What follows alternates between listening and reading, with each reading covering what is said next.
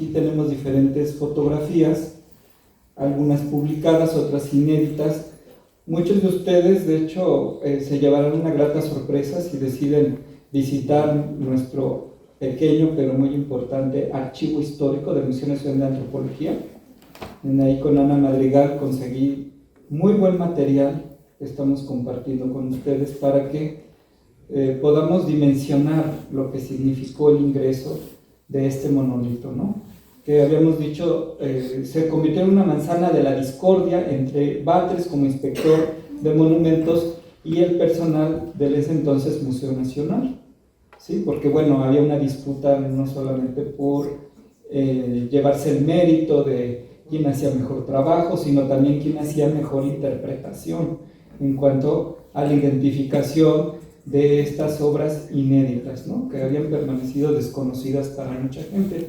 Entonces aquí tenemos, por ejemplo, una fotografía donde ya está bien ubicada, ¿no? Pero también rodeada de muchos otros monolitos, piezas exentas de diferentes culturas, y entonces aquí uno empieza también a ver cómo se hace este trabajo de catalogación al interior de los museos. Por ejemplo, en 1907 se contrata a este erudito Edward Seller para que haga un inventario de por lo menos 10,000 piezas que en aquel entonces contaba nuestro Museo Nacional allá en la calle de Moneda. Y entre las primeras, en la número 124, si no mal recuerdo, está precisamente este monolito, ¿no? Que le ponen un calificativo, pero ya para 1944 esta galería de monolito ya había por lo menos en sus registros 1,469 piezas. Y como muestra, pues aquí les estoy poniendo lo que hoy podemos revisar en nuestro archivo histórico. Estos números son los que llamamos números de catálogo, ¿no? En aquel entonces, porque ya se desintegró la sala, ¿no? Este era el número 24, y con estos números podemos ver los títulos con los que se habían registrado. Aunque todavía no existía propiamente un área de registro público de monumentos, podemos imaginar cómo había un control ya más en armonía también con la primera legislación en materia de arqueología, para que no hubiera pérdidas ni préstamos, ¿no?, así oscuros de este patrimonio ya nacional, ¿no? Entonces, por ejemplo, del lado derecho lo que ustedes ven es el avalúo de estas obras, ¿no? Aunque en realidad nosotros no nos dedicamos propiamente a hacer avalúo de cuánto cuesta, porque es un material invaluable, ¿no? O sea, ¿cuánto darías tú por el calendario azteca? Entonces, en aquel entonces, en 1944, 2 millones de pesos, ¿no? Y bueno, aquí nada más hice una selección de algunas de las obras, donde ya vemos muy repetido el nombre de Chalchiuhtlicue, ¿no? Pero en este caso, ojo, la procedencia. Esta es una muy pequeñita de Tlalmanalco, otra calificada simplemente como azteca o de Zacatengo, ¿sí? En fin, aquí podemos ver que, ¿cuál sería entonces la que se trajo Batres? ¿Verdad? La 131, porque de hecho Batres siempre insistió en que era una diosa del agua, pero para sus opositores que no estaban de acuerdo con lo que hacía, pues ni siquiera le iban a dar gusto con eso, ¿no? Empezó a haber ahí discusiones supuestamente académicas donde decían que ese no era el nombre apropiado asignado para esa posible deidad, ¿no? Sin embargo, pues ahí siempre estuvo, ¿no?, destacando en la sala de la Galería de Monolitos durante mucho tiempo, aunque cuando vinieron reestructuraciones del museo, del viejo museo, pues tenía que dársele otra presentación, ¿no?, al monolito. Aquí, por ejemplo, en una foto de Eusebio Dávalos Hurtado de los años 60, podemos ver que se integra a lo que es el discurso de una sala dedicada al Valle de México, es decir, desde preclásico hasta mexica, ¿no?, contacto con los europeos. Y por eso está conviviendo aquí con otros monolitos que si ustedes hicieran el recorrido por nuestro museo, pues en realidad estarían dispersos, ¿verdad? Pero bueno, ahí lo vemos. Esta no es muy buena porque la tuvimos que ampliar un poquito, pero de hecho algunas eran hasta diapositivas, ¿no?, que están aquí en el acervo histórico de cómo se presentó el monolito. Y bueno, cuando se empieza a concretar este proyecto tan acariciado por el gobierno de México de tener un museo exprofeso para la arqueología mexicana, pues entonces una de las obras que no podía faltar y que nuevamente se tiene que programar su traslado, pues es esta diosa del agua, ¿no? Entonces imaginen ustedes cómo ahí por los años 1960, 1962, ya se tiene que hacer todos los preparativos para hacer su traslado, pero ya con equipo más moderno, ¿no? De la época de los 60. Entonces aquí estamos viendo, así como hacíamos la descripción de los problemas que tuvo para entrar, pues imagínense para salir después de algunas décadas, pero bueno, ya era otra la tecnología.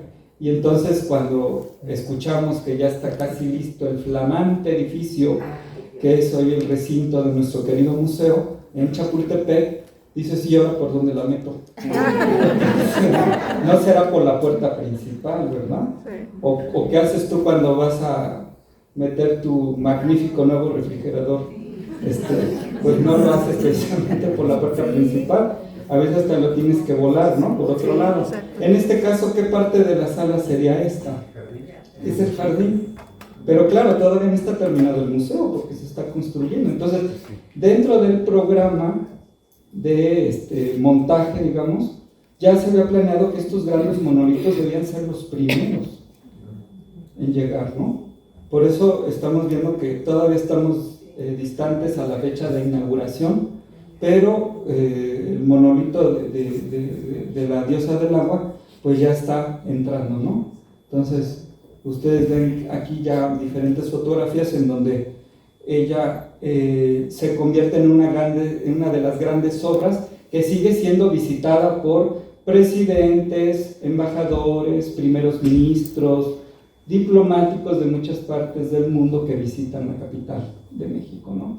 Y bueno, de hecho también es muy interesante saber cómo aquí en el mismo archivo histórico están recogidas diferentes libretas de donde han firmado personalidades, ¿no? Que han visitado. Y algunos de los comentarios hacen referencia a este gran monolito, ¿no? Como uno de sus favoritos. Entonces, imagínense, todavía los Kennedy conocieron a la Churchill en el antiguo museo, Cantinflas y otras celebridades, ¿no? De México y del extranjero. Pero bueno, aquí podemos hacer mención también de que, siendo ya una expresión artística suprema de la ciudad de los dioses, ocuparía un lugar de honor en la sala. Y aquí podría resaltar también que cuando hablaba del pedestal, estábamos haciendo una diferencia con lo que es la base.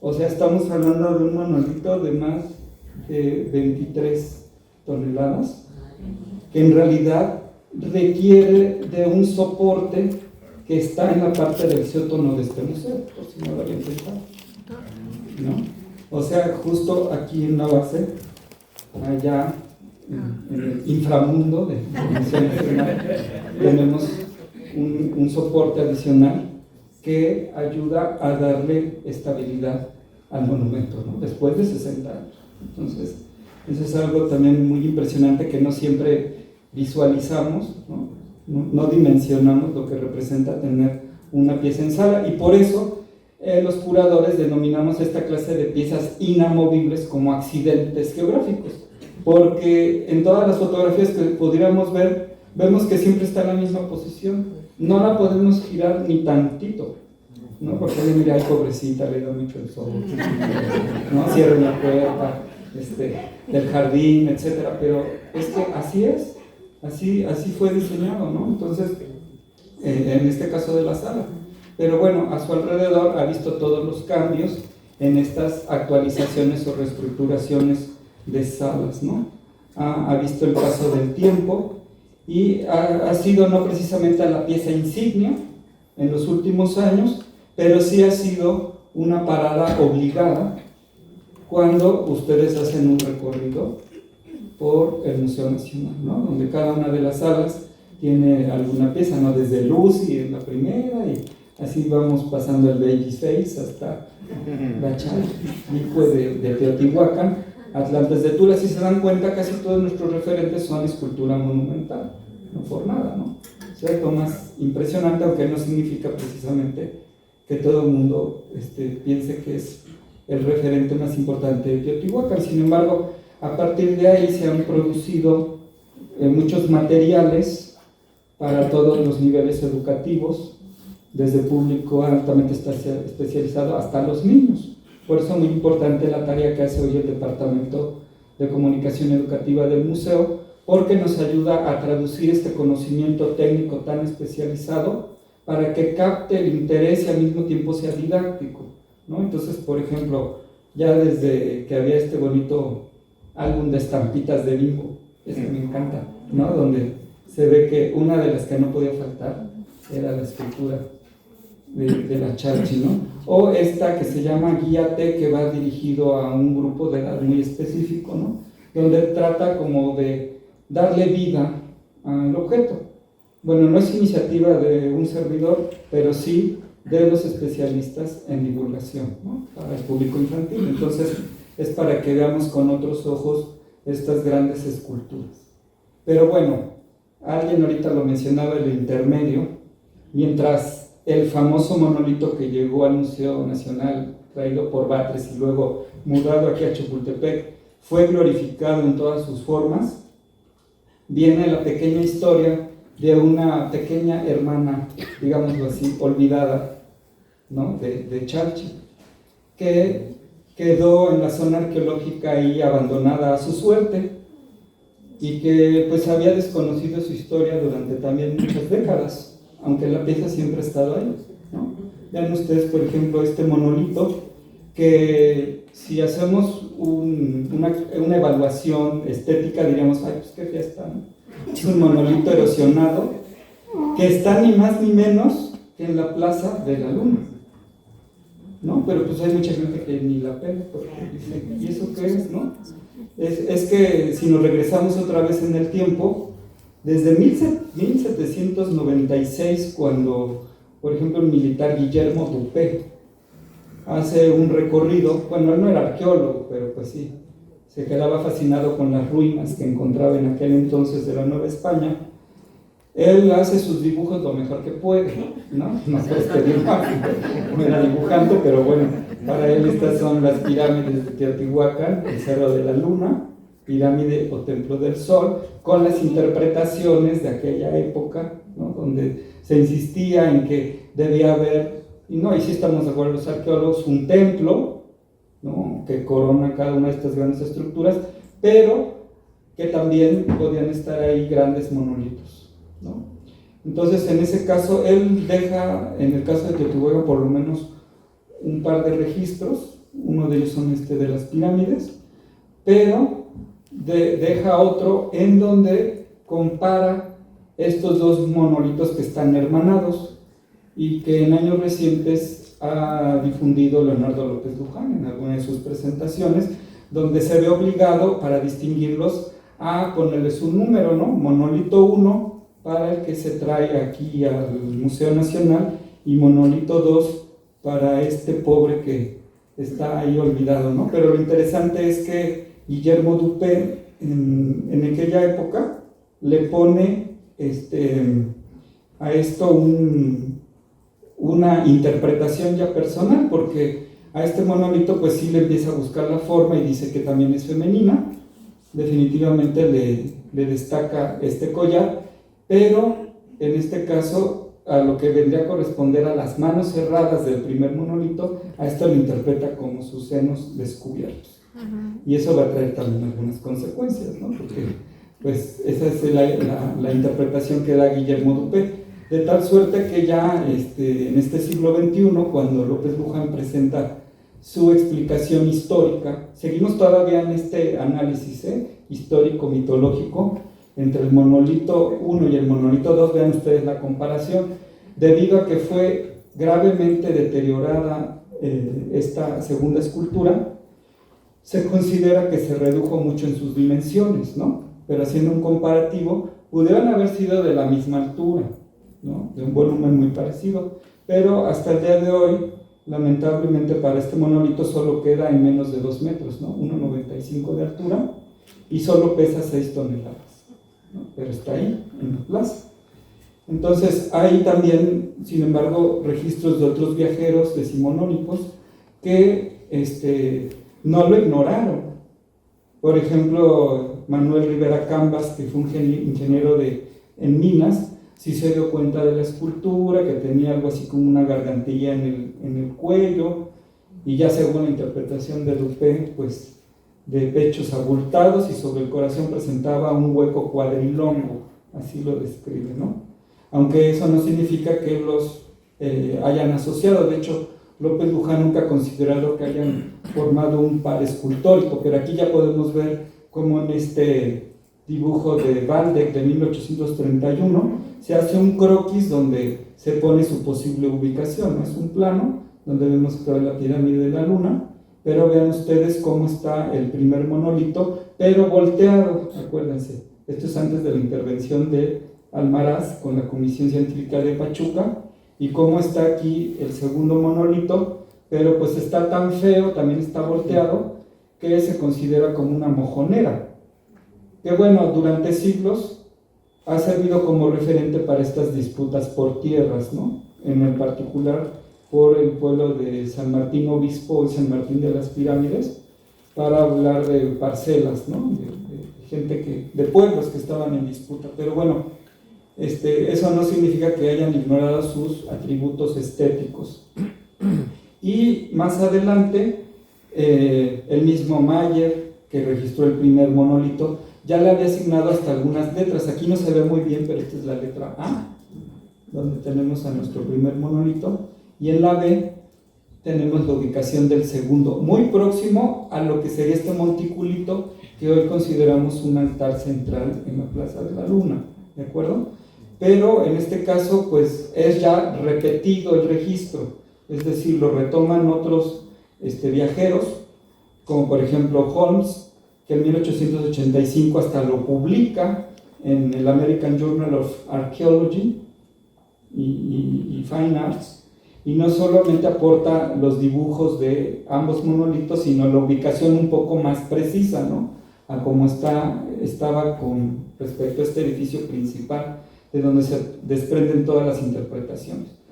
De hecho, el mismo Comencino Mendoza, el que habíamos mencionado antes, ¿no? Como director del museo, él sugiere en un ensayo de 1877 que este segundo monolito era una mole de roca porfírica que debió haber estado en la meseta de la pirámide, pero que había sido derribada por fanáticos intolerantes.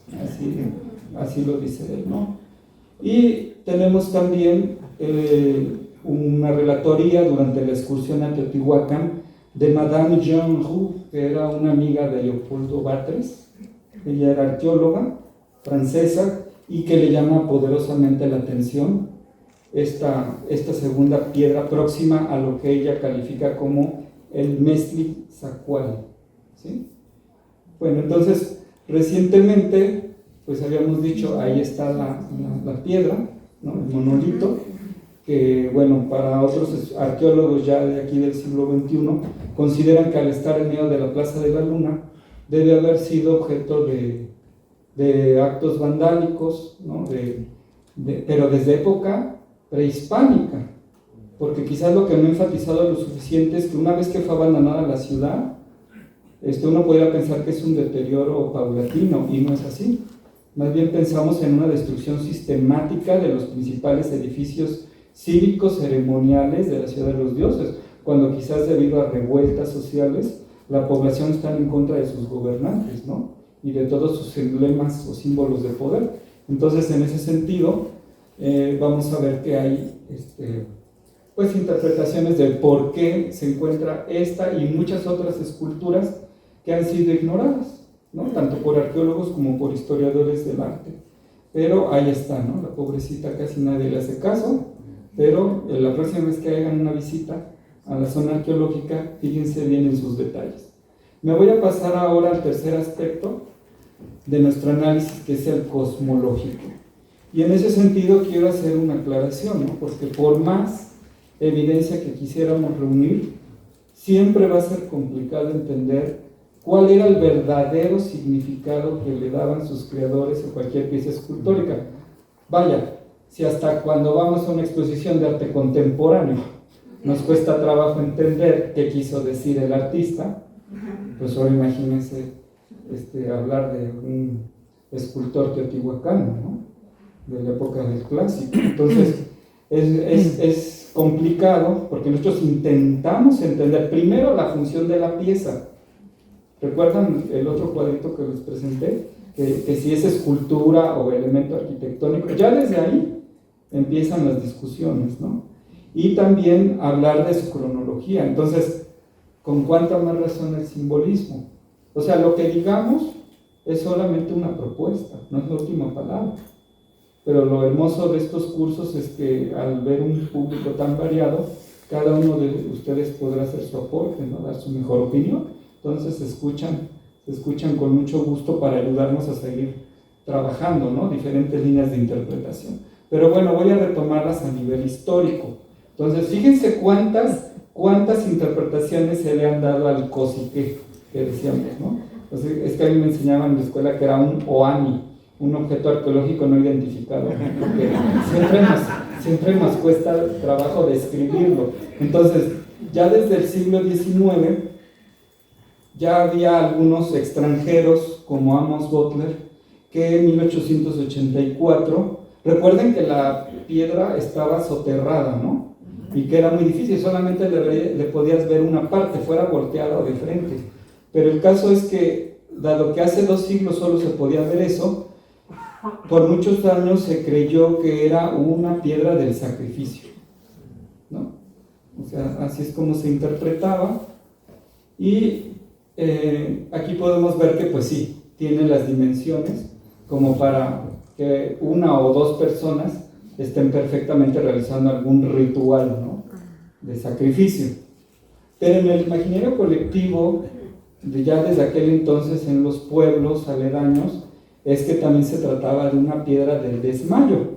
Es decir, que ya con el simple hecho de tener contacto o pararte sobre ella, te inducía a perder el sentido, ¿no? Entonces, bueno, eso es lo que la hizo famosa de alguna manera, ya antes de que llegara al Museo Nacional, y eso pues tenía que ser revisado, ¿no? En particular, porque recuerden que cuando trataron de documentarla a todos estos exploradores, pues tenían muchas limitaciones a nivel técnico. Entonces, ¿qué les parece esta otra interpretación cuando se habla de ella como un altar?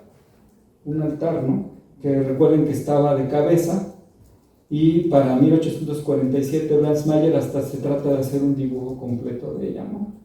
Pero bueno, aquí ya empezamos a entender un poco mejor la forma y cómo sirve también para los fines propagandísticos de algunos especialistas, ¿no? Porque hasta el mismo Chavero, cuando está participando en la obra de México a través de los siglos, se atreve a avalar esta interpretación, aunque se supone que ya le había dado seguimiento al trabajo de la Comisión Científica de Pachuca, aunque Batres había dicho en buena onda que era una diosa del agua, y no obstante, vemos que dice todavía que es un altar, a tal grado que cuando consultamos este primer tomo de la enciclopedia, dice, fíjense, ¿cómo podemos echar a andar la imaginación aún teniendo nociones de arqueología, ¿no? Nada más por esta parte de la escultura, que viene siendo la falda, ¿no? Dice, es muy notable como estilo que recuerda el de Uxmal, ¿no? Un monumento encontrado por Mayer de 10 pies y medio de altura por 5 de anchos y que está perfectamente orientado en el centro de un grupo de pequeños claveles. Se ha discutido mucho su objeto y no comprendemos cómo no han conocido desde luego que es un altar. Entonces, o sea, lo dice categóricamente. Y bueno, cuando ustedes le echan una miradita por arriba, si es posible, sin subirse, si es posible, si se van a la sala de etnografía, ¿no? Pueden sacar ahí perfectamente su foto, que bueno, esa clase de interpretaciones ya no cuadran, aunque hay también algunas observaciones en torno a la hendidura que tiene a la mitad del tocar, ¿no? Eso ahorita la vamos a retomar más adelante. Entonces vayamos a otra propuesta completamente diferente y que definitivamente se centra más en esta ley de frontalidad con la imagen humana que vemos, ¿no? Es decir, pues tiene que ser una persona. Definitivamente la interpretación debería de ir más para allá, porque por su aspecto sabemos que este monolito se tiene que relacionar de manera realista o metafóricamente con seres humanos, aunque eso tampoco significa que lo vamos a obviar, ¿no? Aquí estamos viendo unas propuestas de la presentación que pudo haber tenido el monolito de Meoca prehispánica, porque recuerden que la policromía sí estaba presente en la escultura monumental prehispánica, ¿no? Entonces, bueno, aquí estoy compartiendo ya desde ahorita un dibujo aquí de mi querido Valerio, donde estamos viendo una propuesta sobre cómo pudieron haber estado los colores, ¿sí? de esta figura. Y bueno, aquí quisiera retomar también otras propuestas que hace el mismísimo Batres, ¿no? Por ejemplo, en la revista francesa La Nature incluye un nuevo método. Recuerden que él es arqueólogo, pero al mismo tiempo también antropólogo, y dice que la lingüística no está sirviendo realmente para poder ver la relación entre las civilizaciones prehispánicas con los grupos indígenas actuales. Y entonces, pues qué mejor que hacer la comparación con los rasgos que tienen las mismas esculturas, ¿no? Entonces, para don Batres, él se atreve a utilizar las esculturas antropomorfas, medir las proporciones del rostro y luego cotejar con los grupos de indios que ven el Valle de Teotihuacán, ¿no? Entonces, en aquel entonces dice, no, pues esta debe ser la característica de los antiguos toltecas, porque también en aquellos ayeres Teotihuacán no estaba reconocido como una cultura, sino como una cultura aparte de lo tolteca que vemos en Tula y Hidalgo, ¿sí? Entonces, en ese sentido, es muy interesante cómo lo utiliza como referencia para decir antropológicamente. Aquí está un ejemplo de un individuo de raza tolteca y otro de raza azteca, ¿no? Y ahí mismo en la galería de monolitos podrían ustedes tomar cualquier otra pieza, ¿no? Este es maya, etc. Bueno, en realidad no es la más popular, porque si bien hubo otros autores como Bancroft, que habla de native races de América, pues no, la cosa no iba por ahí, definitivamente. Lo que sí nos debe interesar cuando estamos viendo la decoración, voy a regresarme un poquito a esta, de estas esculturas, es que si las comparas con estatuillas de mujeres en menor tamaño, vean todas las similitudes que tendría esta con las que se han puesto en exposiciones como la que hubo en la Grandeza de México, ¿no? Aquí en una vitrina se reunieron por primera vez ejemplares de diferentes puntos de la ciudad y de diferentes proyectos arqueológicos, ¿no? Por eso es única esta foto, porque pues mientras estuvo la exposición podemos ver un ejemplar que está ahí en el acervo de la zona arqueológica, junto con otra que salió en el conjunto Plaza Oeste, descrita por Noel Morelos, en los años del proyecto Teotihuacán 80-82, y una de las esculturas femeninas que encontró Sergio Gómez en el túnel debajo del templo de la serpiente emplumada, ¿no? Entonces vean ustedes que por indumentaria, pues aquí tenemos el huipil o quexqueme y las faldillas con sus diferentes decoraciones, pero después de todo, todas son austeras, son modestas, ¿no? Inclusive también lo que vienen siendo los tocados, o lo que se ha interpretado hasta como el trenzado de algunas mujeres, ¿no? Entonces todas esas se han calificado como femeninas, y le podríamos sumar a algunos otros objetos que tenemos en nuestra bóveda, de aquí del museo, como pueden ser los altares de cuentas, todos en piedra verde, ¿no? Entonces es el material más recurrente en realidad. Esto no es basalto ni andesita, ¿no? Es una piedra un poco más difícil de obtener por la lejanía de los yacimientos, pero en fin, vean ustedes que eso sí es una realidad, ¿no? Y los datos arqueológicos en nuestras excavaciones siempre han revelado que las rocas metamórficas sirvieron para hacer esta clase de artefactos que se encuentran en entierros de gente de todo nivel social en Teotihuacán, ¿no? O sea, no decir que solamente es del grupo de élite, sino hasta en el entierro más humilde, más modesto, entre algunos de los objetos que pudieron haber tenido los entierros femeninos, hay un sartal o unas cuentitas de este tipo, ¿no? Entonces es para darnos una idea de la importancia de contextualizar, unir el dato estético con el dato arqueológico. Ya comparando con piezas de otras temporalidades, estas por ejemplo son del epiclásico, es decir, posterior al auge de Teotihuacán. Vean de nuevo, son figurillas que aunque son de barro, nos dan muy buena información otra vez sobre la indumentaria, ¿no? Se encuentran algunas similitudes en cuanto a la red en la falda, ¿sí? Vean ustedes también su frontalidad. Estas son de Xochiteca, investigado por Mari Carmen Serra, donde ahí pues, se ponen varios ejemplos que destacan el aporte de la feminidad, ¿no? Entonces, ya en época del posclásico, tenemos muchas otras estatuillas, estas son de pequeño formato, pero que ustedes sí pueden ver en sala, ¿no?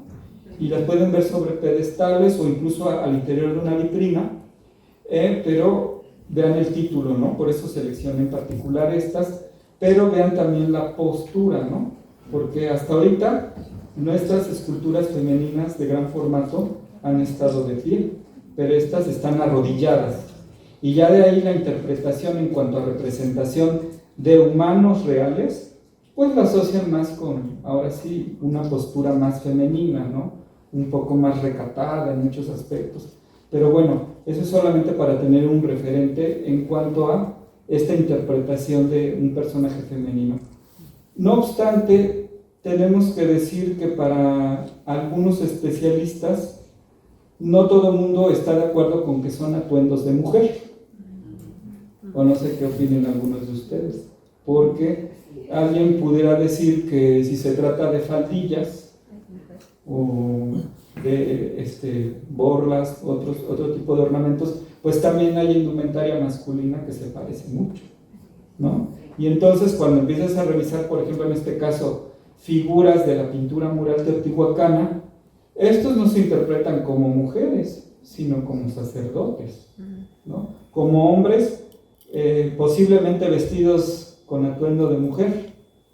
Y bueno, de ahí entonces ya vienen interpretaciones de algunos investigadores connotados, como por ejemplo Teresa Uriarte, que empieza a retomar ejemplos de diferentes partes, y ella dice, por ejemplo, en el caso de Tepantitla, ahí cuando veamos próximamente un curso sobre el juego de pelota, que también está para este año, ella dice que hay jugadores de pelota masculinos que usan una túnica drapeada y que por esa razón no está de acuerdo con interpretar en automático que es femenino, ¿no? Es más, esas representaciones de teotihuacanos suelen mostrar a guerreros con ornamentos de piedra verde, orejeras, narigueras y sartales de cuentas.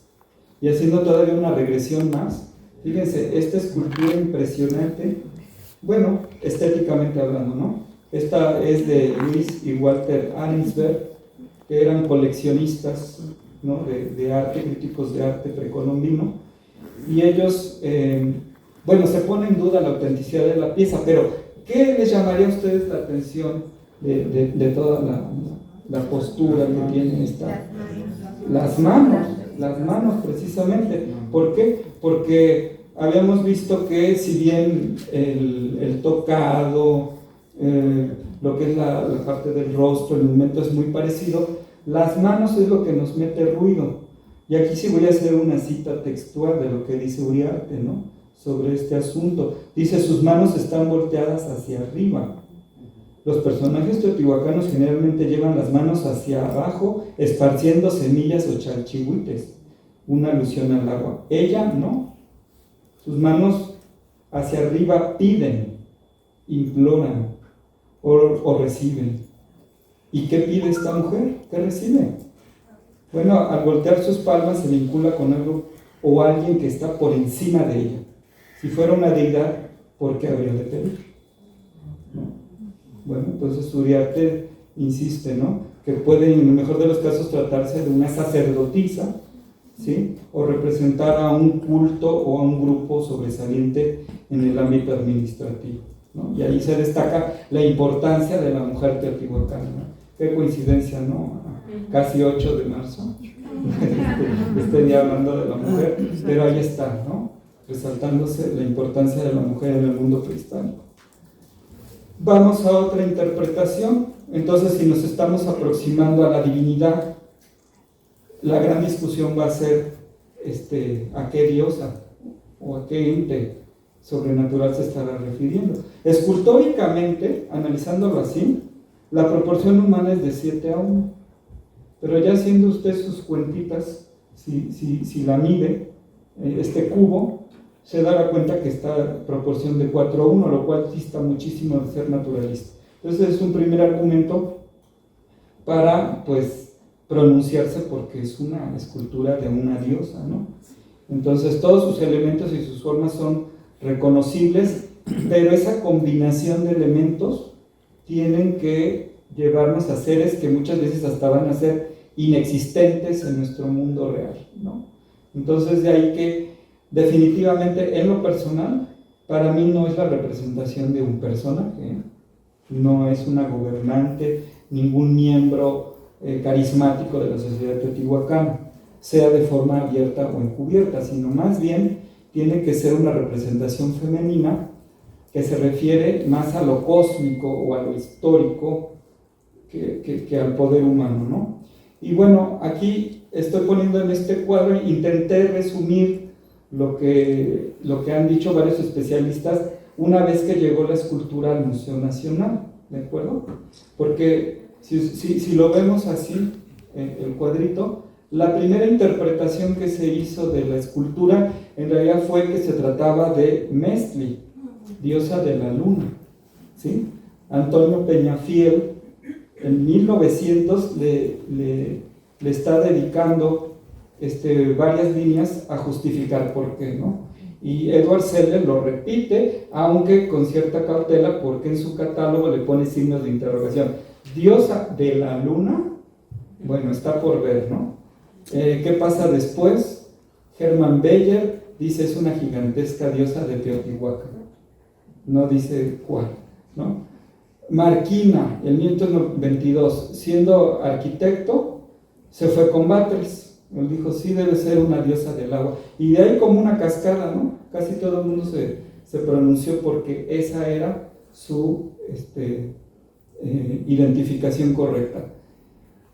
Paul Westcane es el primero que dice que va a ser ya con el nombre de la deidad mexica, ¿sí?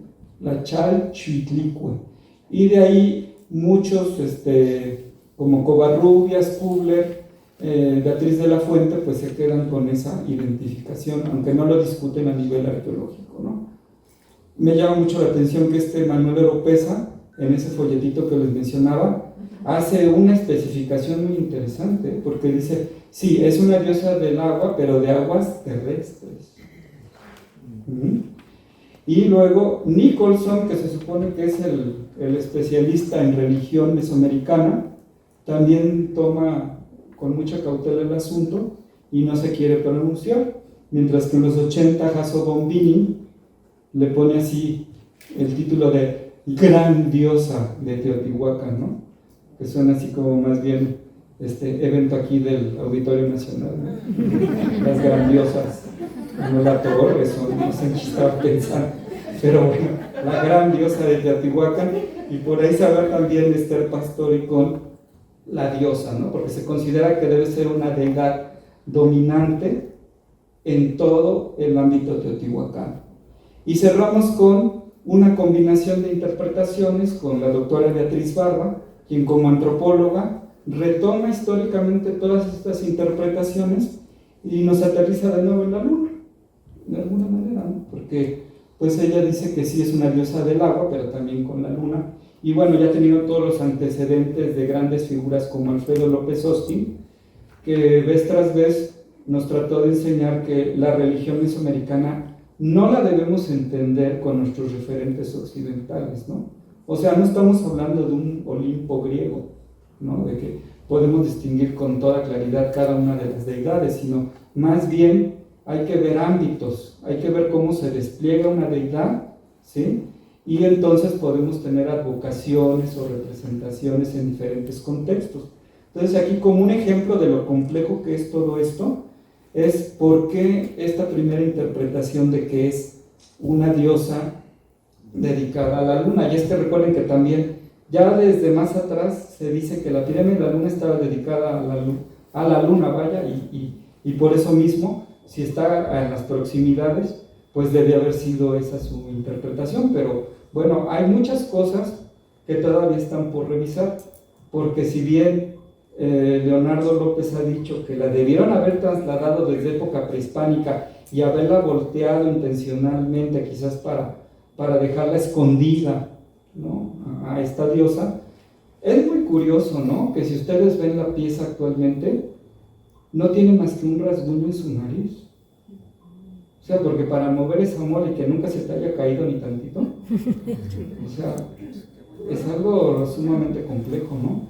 Entonces, bueno, digamos que sí estaba en la cúspide de la pirámide de la luna, ¿no? Esa sería la perspectiva que tendríamos, y ya sumando hasta estudios de arqueoastronomía, se trata de ver su relación con algunos elementos geográficos, ¿no?, como por ejemplo un adoratorio a Tlaloc en ese cerro, ¿no?, y entonces empiezan a tomar distancias, etc.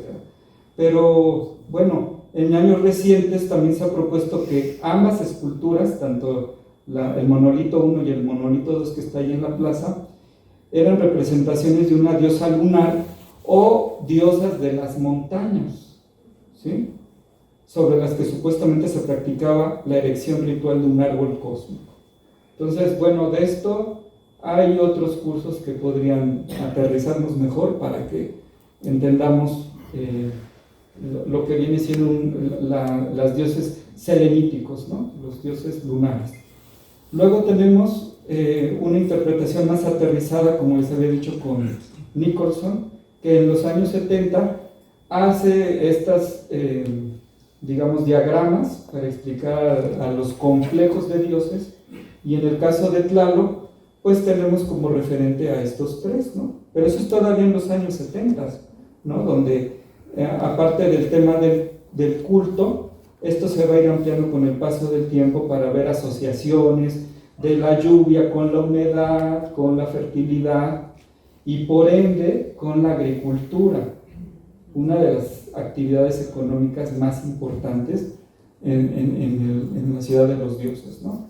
Entonces aquí podríamos ya hacer algunas precisiones de la relación que puede tener si asumimos que hay una deidad primordial que se desdobla en su parte masculina y en su parte femenina, y luego ya como los diferentes investigadores le han asignado el poder que tenían sobre ciertos elementos de la naturaleza. Entonces a Tlaloc se asume que es un dios de la lluvia, entonces de aguas celestes, o bien de aguas subterráneas, una cosa también es muy interesante, mientras que Chalchitlicue es de las aguas terrestres u horizontales, ¿sí?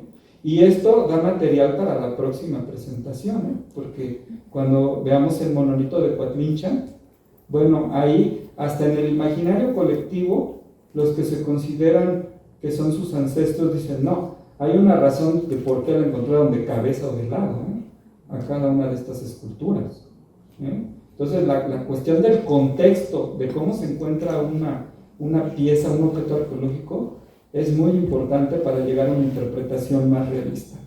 Y como material adicional quise agregar aquí esta fotografía de una urna. ¿Dónde creen que salió? Esta urna es de Coatlinchan, cerca del monolito. En los años de 1948, alumnos del Mexico City College, que es la Universidad de las Américas, realizaron un trabajito de excavación cerca del monolito y encontraron evidencias arqueológicas más pequeñas, ¿no? Porque todo el mundo se vuelca, ¿no?, sobre lo monumental, pero dice, ¿pero qué había debajo o alrededor? Entonces se encuentran restos, por ejemplo, fíjense, de figurillas femeninas y todavía dos urnas, de las cuales está destacándose esta en un artículo de Eduardo Noguera, que vean ustedes los elementos que la componen, ¿no? Y que, bueno, tiene esta urna en forma de reloj de arena, un quexquemi en aguas, guaraches, y grandes orejeras, ¿no? Eso creo que todos lo podemos detectar. Y la identifica en su tocado dividido de 4 bandas.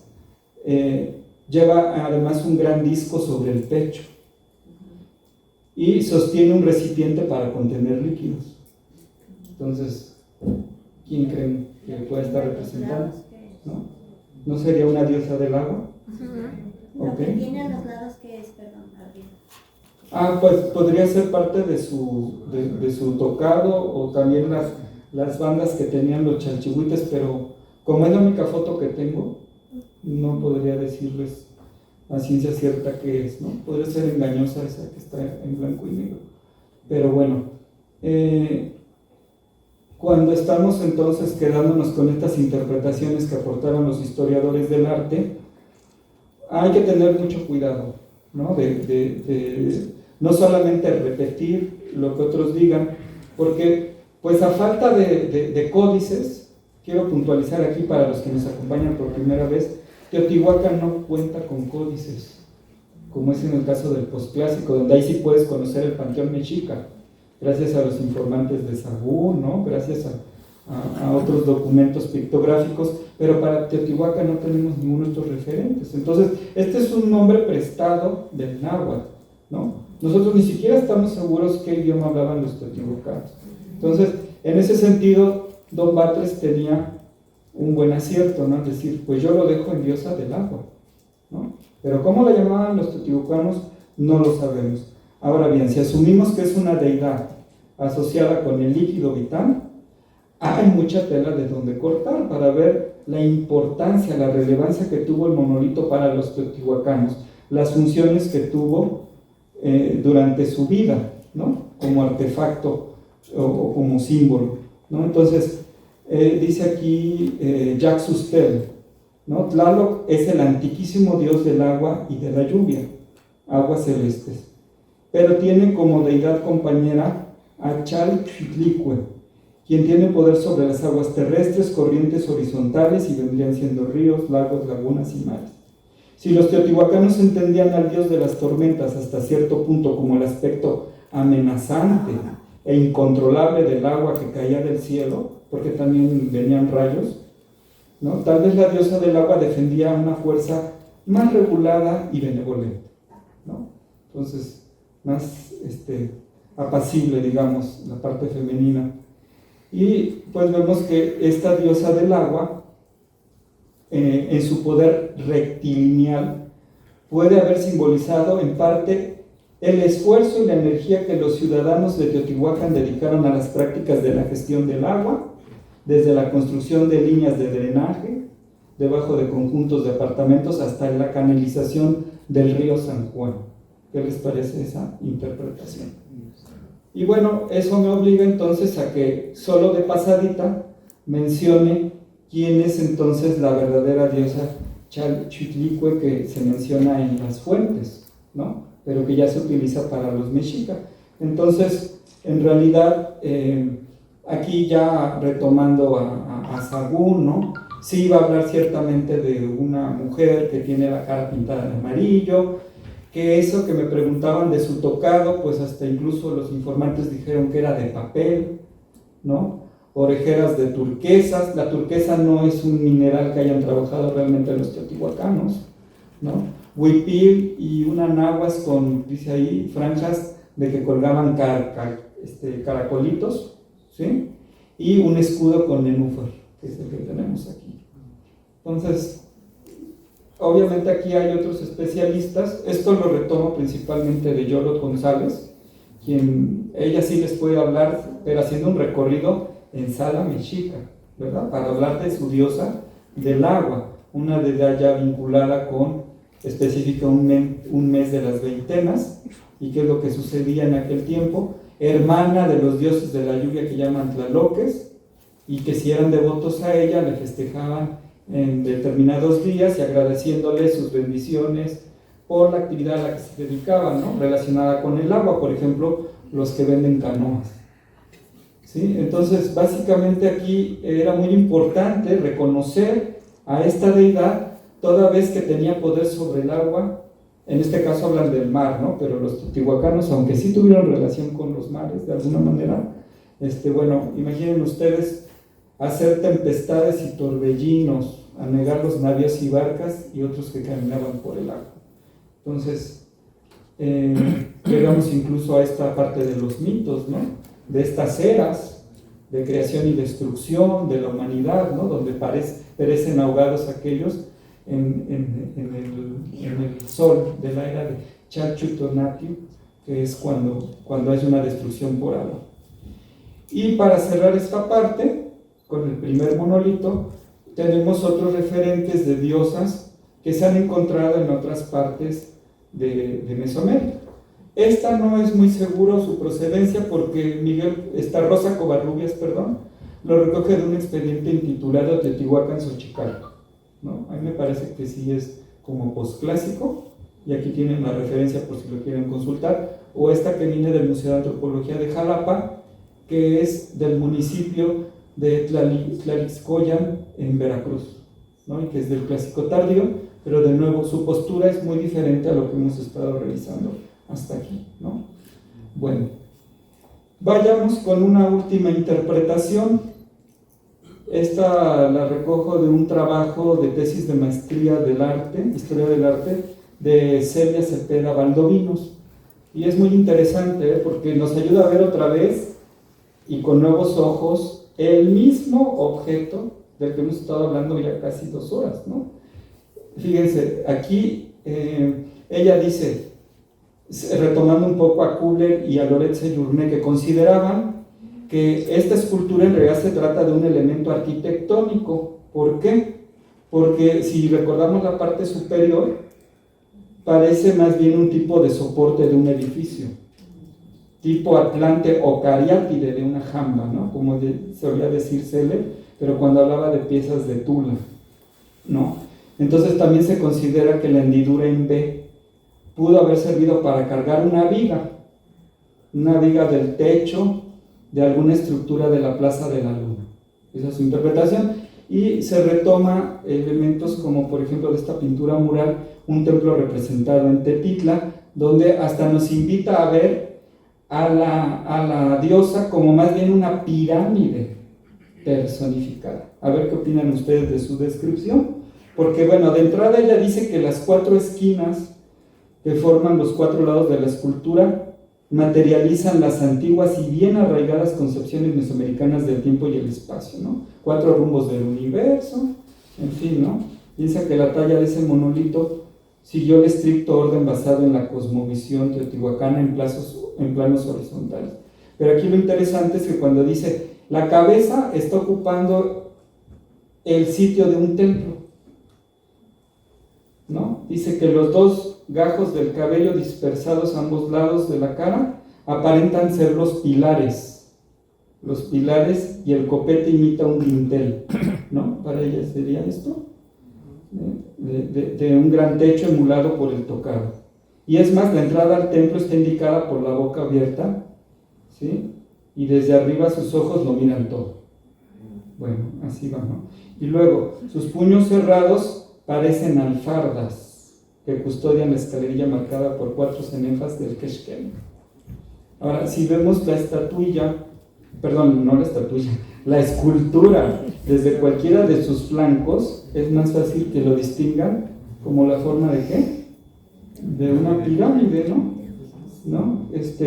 Porque por sus lados está evocando la figura de una pirámide de 2 cuerpos, ¿sí? Con un templo rematado en la cima, y sus flancos pues parecen emular ese primer cuerpo de una pirámide o templo, y luego ya completando la pieza, en el frente viene a ser un personaje que ocupa todo el espacio del montículo. Ahora, vean entonces el torso, el segundo cuerpo, ¿sí? Ella dice que está intencionalmente curveado. ¿Por qué? Porque lo remite al cerro de la superficie terrestre.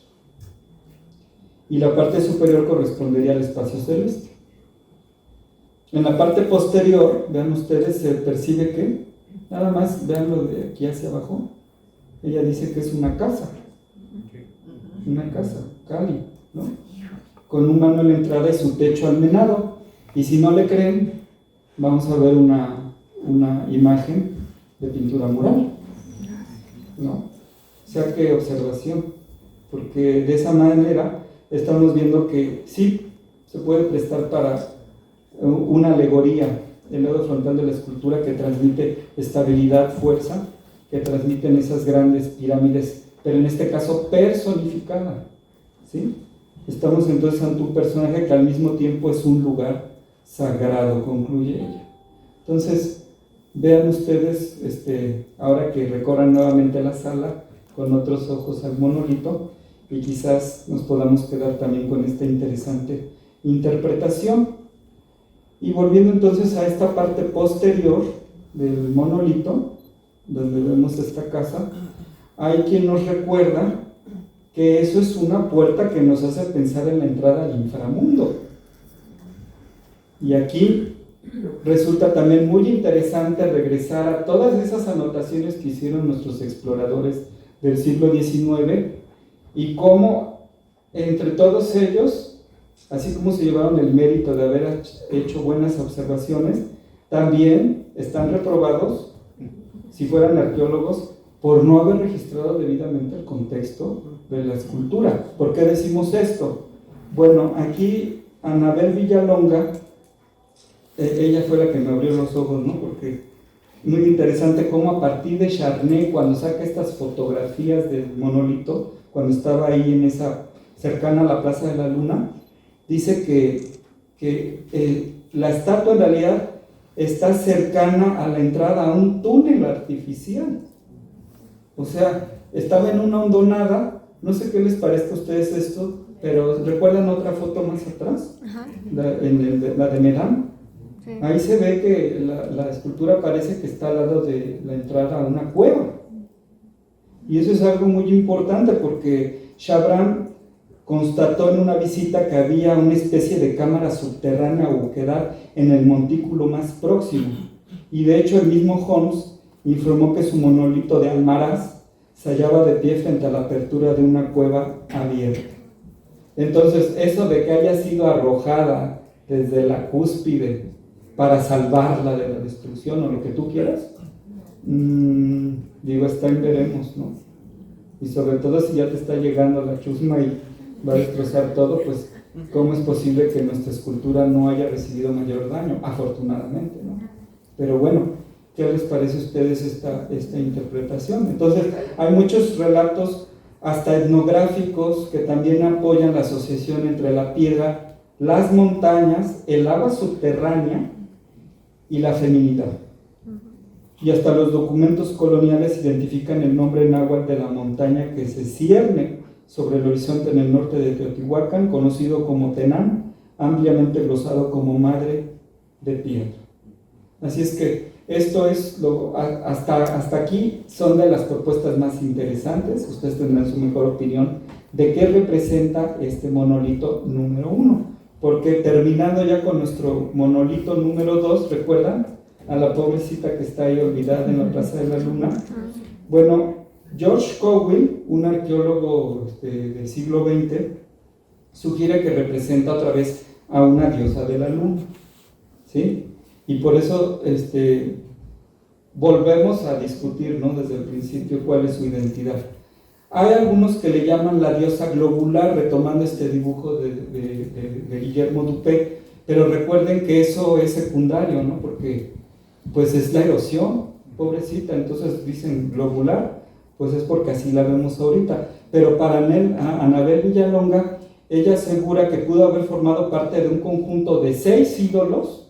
Si ustedes recuerdan el plano de la Plaza de la Luna, que según el corregidor Francisco Castañeda, allá por 1580, en su relación de Teotihuacán, se encontraban en los templos alrededor del Cerro de la Luna, cada uno con un ídolo, ¿no? Pero bueno, vean ustedes aquí las repercusiones que tiene la imaginación de una persona, ¿no? Porque lo que no habíamos mencionado, lo suficiente es que en este dibujo, él interpreta que mientras es una escultura femenina, ¿no? Con sus senos descubiertos, pudo haber sido su pedestal, ¿no? pedestal de dicha figura, es decir, que estuvo así colocado, ¿no? Pero, pues, pobrecito del montículo 2, del monolito 2, ¿no? Porque, pues, estas figuraciones del señor Dupin hicieron que fuera calificada como una diosa de la prostitución, ¿no? Que de hecho, en el siglo XIX hasta se tienen referentes por tradición oral que algunos habitantes, sobre todo abuelas, ¿no?, de los pueblos aledaños, llegaban a llevar a sus nietas para mostrar a esta loca desvergonzada, roba maridos, que por tener los pechos descubiertos, ¿verdad?, causaba muchos problemas y fue castigada por los dioses al ser convertida en piedra, ¿no? Entonces, bueno, esa es otra interpretación que se le puede dar a cada una de estas figuras. Pues bien, quiero terminar esta exposición, espero no haberlos cansado mucho, pero creo que hay algo que debo destacar en mi papel como arqueólogo y conservador de una parte de las colecciones que se resguardan en este importante recinto, que es el aspecto de la conservación. No sé si ustedes lo han notado a lo largo de la exposición, pero por un lado, la naturaleza que tiene la escultura monumental, ¿no? Que decimos que cuando es piedra parece que es imperecedera, que no le va a pasar nada, nada más lejos que eso, ¿no? O sea, la escultura monumental tiene también muchos riesgos, ¿no? Se puede ir perdiendo con el paso del tiempo, porque imagínense ustedes, hemos hablado de monolitos que sí, probablemente en época prehispánica su destino, su función primaria era ser expuestos a la intemperie, ¿sí? No obstante, han sufrido grave deterioro, han sido severamente dañadas, incluso desde tiempos prehispánicos. Recuerden, cuando Teotihuacán colapsa como ciudad, como sociedad entera, hay eventos de iconoclastia, ¿no? Es decir, hay ruptura de muchísimas esculturas y de hecho no pensemos que todo lo que vemos en sala así se encontró, ¿no? Ha sido el trabajo de conservadores, de restauradores. Aquí como un ejemplo, en uno de los tantos proyectos arqueológicos, vemos que muchas de estas esculturas pues están fragmentadas. Pero imagínense con qué fuerza se deben haber propinado los golpes para poderlas fragmentar así, ¿no? Entonces, eso es algo que debe de ponderarse cuando estamos haciendo un análisis. De hecho, hasta las mismas actividades museográficas ponen en riesgo las esculturas. Pues si no, pregúntale a Batres en su trayectoria, ¿no? O sea, si era una preocupación de él que se le volteara, ¿no?, el monolito en la locomotora, o esto que dijimos del vehículo especial que se le rompían las llantitas. Sí, o sea, es una barbaridad. Mis respetos para mis queridos compañeros de museografía, los famosos gallos, porque ellos te hacen unas maniobras y con solamente, pues sí, tengo que decirlo, con a veces muy poco equipo, ¿no? Pero en realidad, fíjense, por lo menos hay 3 factores que siempre se deben de tomar en cuenta. Primero, porque desde que comenzamos a trasladar los grandes monolitos siempre hay maniobras técnicas que pueden salir mal, ¿sí? Número 2, porque varios museos solicitan una misma pieza para exhibirla. Por ejemplo, esa pieza que le recibe en sala, el disco de la muerte, es tan solicitado que en piedad, ya dejémoslo descansar, no debe salir pero ni a la esquina. Es una pieza que corre el riesgo de fragmentarse si se sigue quitando de su pedestal, ¿no? Y también porque ocurren eventos de siniestralidad. O sea, cuando ocurre cualquier sismo, ¿no? Por ejemplo, en el 2017, o sea, es nuestra obligación estar al tanto que ocurre aquí en el recinto, ¿no? Porque hay que revisar inmediatamente las salas. Y no solamente estoy hablando de las que están en vitrinas, sino estamos hablando de estos grandes monumentos que en realidad, pues ya les dije, tienen hasta un soporte en el sótano y pues imagínense las consecuencias que podría haber. Entonces, ustedes pueden ver ahorita, pueden contemplar muchas esculturas de mediano formato que están en su pedestal, pero por favor hay que tener mucho cuidado cuando vamos a sacar fotografías, porque hay quien a veces tratando de sacar el mejor ángulo, vas para atrás y con todo y y escultura, ¿no? Si no, pues imagínense, usted tendría que obligar a que les demos otra presentación que no va a ser la más estética, pero que tiene que ver con fines de seguridad. Entonces, esto es muy importante porque inclusive, aunque vengan grandes personalidades, aunque ya han venido al Museo de Antropología Jacques Cousteau, los Kennedy, muchísimos mandatarios, Bad Bunny, pues, o sea, hay una manera de conducirse, ¿no?